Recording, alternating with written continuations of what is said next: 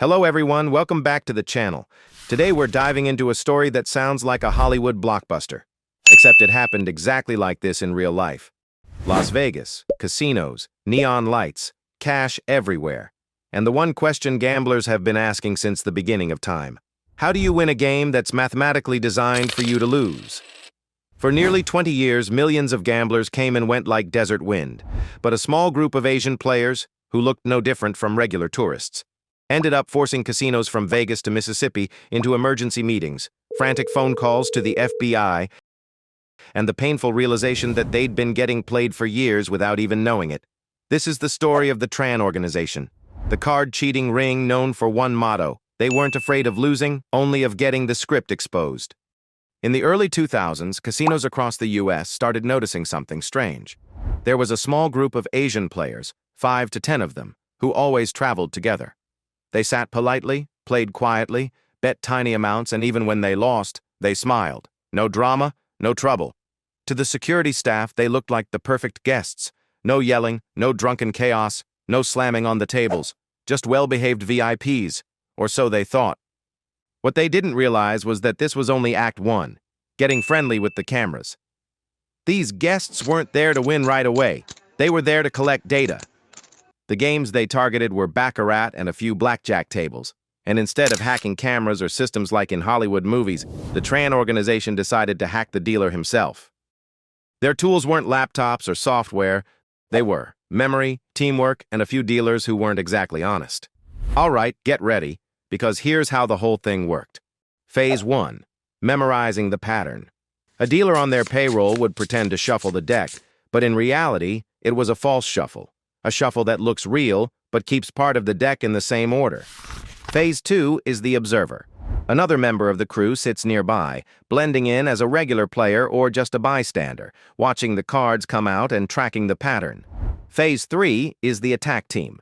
Once they know a long stretch of cards in advance, the main players step in, sitting down at the exact moment the preset sequence is about to hit. From that point on, they're not really gambling anymore. They're just following a script, like watching a movie when you already know the ending. First, they place small bets to test the pattern. If the cards come out the way they expect, they start raising the stakes. If the pattern is off, they just get up and leave, acting like it's simply not their day. That's the difference between faith and information. People who use their brains win. People who rely on faith, congratulations, you're basically paying the casino's electric bill. You're not a gambler, you're a monthly subscription. At first, everything seemed calm. The casino lost a few $100,000 here and there, but they brushed it off as just another Tuesday. But then reports started popping up from California, Mississippi, Kansas, Louisiana, and they all sounded the same. There's this group of Asian players, very polite, very quiet, but they keep winning for hours. One baccarat table kept losing non-stop and the cameras showed nothing wrong. No card switching, no hidden devices, no funny business. And the weirdest part? The same faces kept showing up in different states, in different casinos. That's when federal investigators started drawing their charts, lists of big winners, camera angles, timelines. And when the casinos saw the FBI's board, they turned pale, like finding out you've been living with a thief for 5 years and didn't even notice. The US media later called them the Tran organization, because many members shared the last name Tran, and the group was believed to be led by a Vietnamese man with that name. They weren't loud, they weren't violent, they didn't wear masks. They just sat there drinking water, counting chips, and using brains instead of weapons. But here's the problem. Casinos really don't like anyone being smarter than their system. The Tran organization operated like a tech startup. They moved in small, separate teams, so if one group got flagged, the others could keep going. Whenever they scored a big win, the money got layered through multiple accounts, or carried in cash to another casino to continue the run. If they taught this money-splitting method in finance class, half the students would graduate with honors. The casinos were losing their minds, but they still had no direct evidence to charge anyone. And in the US, if you win too much and your excuse is just lucky, trust me, the casino is not going to be happy about it. And in the end, after years of collecting data, wiretapping, and planting agents, the FBI and other agencies finally closed the net and took the whole crew down. Several dealers admitted they were paid to do false shuffles. A few members slipped up while splitting money, revealing talk about patterns, setups, and how they assigned people to different casinos. Eventually, dozens of them were charged across multiple states with conspiracy to cheat, fraud, and money laundering. The U.S. courts don't care much for the excuse, "I was just playing for fun." They care about the millions of dollars involved, and how many years in prison that translates to. Some members pled guilty and went to prison, others were deported, and the entire group was permanently banned from major casino systems. The Tran organization officially fell apart, in a way nobody wanted. Back then, this crew used to travel from state to hit casinos. After the verdict, they ended up going on a tour of federal prisons instead. The Tran organization's story sounds pretty cool on the surface, using logic and memory instead of violence and exposing cracks in a $1 million security system. But look closely, and it's not a tale of good guys beating bad guys. It's bad guys outsmarting other bad guys for a while, until everyone eventually pays the price. The audience just gets another movie-worthy story out of it. If you want success, use your brain. But if you use your brain so hard the FBI gets a headache, buddy, you're in the wrong class. Today we're stepping into a heavier story, and unbelievably, it started inside one of the most luxurious hotel casinos in Las Vegas, Mandalay Bay. Usually, Vegas only takes your money, but that night, it took far more than that. On the night of October 1st, 2017, Vegas was having the time of its life. Music, lights, a festival crowd, everything pure good vibes. But while the city was celebrating on the 32nd floor of Mandalay Bay, a 64-year-old man named Stephen Paddock was quietly setting up something no one could have imagined. The room looked normal from the outside, but inside it felt like the prep room for an action movie villain. Down below, more than 20,000 people were enjoying the concert. Paddock broke the window. Then the first shots rang out. At first, people thought it was fireworks. Within seconds, panic, screaming, chaos, crowds running for cover. Imagine you're vibing to live music and suddenly someone unloads from above. You don't run, you're done.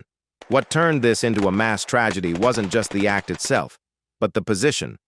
32 floors up, impossible for police to react quickly, and tens of thousands of people on the ground with nowhere to hide. Medics, nurses, Vegas police later said the scene felt like a battlefield. Every kind of vehicle, taxis, pickups, squad cars, became makeshift transports for the injured. Vegas is known for making you lose money in seconds. That night, people lost something far worse. When SWAT finally breached the door, it was already over. Paddock had taken his own life, leaving behind 23 firearms, thousands of rounds, and one question the FBI still can't answer. Why? Just a chilling reality. A quiet, wealthy, gambling-loving man, the kind neighbors describe as soft-spoken, keeps to himself, became the perpetrator of the deadliest mass shooting in modern U.S. history. 60 lives lost. Over 800 people injured or affected in the chaos. Life is strange. Most people choose to gamble, choose to retire. This guy chose to create the biggest scandal in America. After that night, Vegas casinos rebuilt their security. New glass, new sensors, new protocols. The whole country jumped back into the gun control debate, and trust me, that argument still isn't going anywhere. The story of Mandalay Bay isn't about gambling. It's a cold truth. One man, one room, can throw an entire city into chaos. All right, guys, let's keep going with our little tour of the darker side of casinos. This time, it's not cheating, not a mass shooting. It's a murder case inside a hotel room, right in glamorous Las Vegas. And the victims were two Vietnamese tourists. When you hear the name Circus Circus, you'd think it's a fun, goofy theme park vibe. In reality, it's one of the oldest, busiest hotel casinos in Vegas. And in 2018, it became the scene of a crime nobody expected. On the night of June 1st, 2018, the place was packed. Families, kids, tourists everywhere. Everyone thought Vegas only had fun and slot machines. But on the 21st floor, inside a room that looked perfectly safe, tragedy unfolded. Two Vietnamese tourists, a tour company director, and an employee were found dead inside their room. Police quickly ruled out accident and personal dispute. This was a robbery turned homicide, right in the middle of one of the biggest hotel casino complexes in America. Vegas is known for feeling the heat, but that night, it was literal.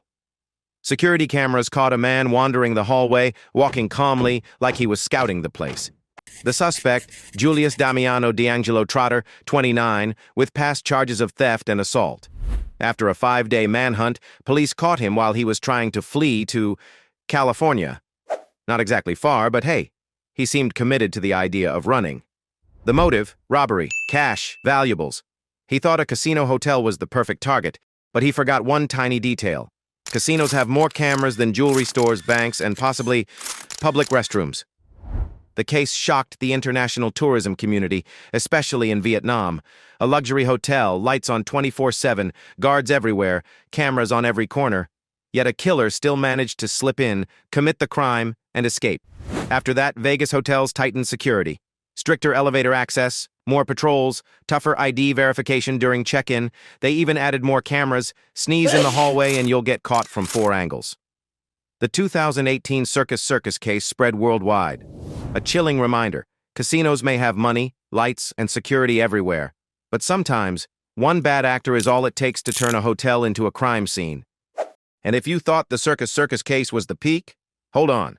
Vegas still had another lesson to teach. In a city where everything shines, the thing people target most is whatever shines the brightest. Bellagio, Las Vegas, where a hotel room costs as much as a car, and a watch in the display case costs more than your entire education. And right at 1 a.m. on March 25, 2017, in a place that luxurious, people witnessed something straight out of a heist movie. 24/7 security, cameras everywhere, yet the robbers walked in like it was nothing. Everything started normally: tourists sipping cocktails, a few uncles going all in because they thought luck was finally coming. Everyone chasing their own Vegas dream, until they heard a loud crash. The Tesserini jewelry store, the kind where looking at the price tag hurts, was hit by an armed group, at least 3 men. And you'd think robbing the Bellagio? Guns? Nope. These guys brought sledgehammers and axes. People go to the Bellagio to test their luck. These guys came to test their getaway. The moment the glass shattered, the entire casino went into chaos. Some thought it was gunfire, some thought a movie was being filmed, some thought it was part of a show. A few guests in evening gowns ran faster than real athletes. While everyone panicked, the robbers moved like they had rehearsed it. One smashed the glass, one grabbed the goods, one stood watch. The whole thing lasted only seconds. Then they vanished, faster than your money disappears at a blackjack table. But the highlight of the incident was one robber getting lost and showing up wearing a pig mask. Hundreds of thousands of dollars in jewelry disappeared in just minutes. Looking back at these stories, we see one harsh truth. Casinos aren't just places where people test their luck. They're places where luck tests people. The security might be tight enough to record you breathing, but one tiny gap, or one reckless mind, is enough to turn Las Vegas into a war zone. In the end, the lesson sounds simple. In a casino, don't count on luck, but don't count on absolute safety either. Thanks for watching to the end. Remember to drop a like and a comment. See you in the next episode.